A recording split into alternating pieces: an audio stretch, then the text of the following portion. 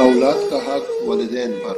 حدیث شریف میں آتا ہے کہ ایک مرتبہ سیدنا عمر رضی اللہ تعالیٰ عنہ کے سامنے ایک باپ اپنے بیٹے کو لے کر آیا۔ بیٹا جوانی کی عمر میں تھا مگر وہ ماں باپ کا نافرمان بیٹا تھا۔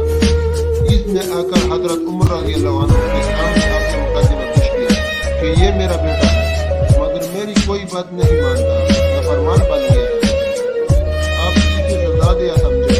حضرت عمر رضی اللہ عنہ نے جب باپ کی بات سنی تو بیٹے کو بلا کر پوچھا کہ بیٹے بتاؤ تم اپنے باپ کی نافرمانی کیوں کرتا ہو؟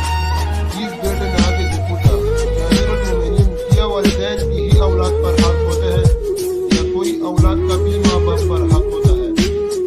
اولاد کے حق بھی ماں باپ پر ہوتا ہے۔ اس نے کہا کہ میرے باپ نے میرا کوئی حق ادا نہیں کیا۔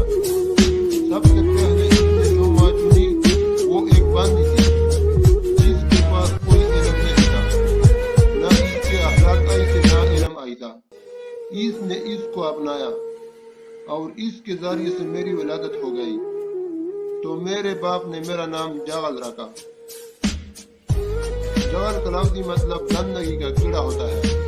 یہ بھی کوئی رکھنے والا نام تھا جو میرے ماں باپ نے رکھا۔ پھر ماں کے پاس چونکہ دین کا علم نہیں تھا، اس نے مجھے کوئی دین کی بات نہیں سکھائی اور میں بڑا ہو کر جوان ہو گیا۔ اب میں نافرمانی نہیں کروں گا اور کیا کروں گا۔ حضرت عمر رضی اللہ عنہ نے جب یہ سنا تو فرمایا کہ بیٹے سے زیادہ تو ماں باپ نے اس کے حقوق کو پامال کیا، اس لیے اب یہ بیٹے سے کوئی مطالبہ نہیں کر سکتے۔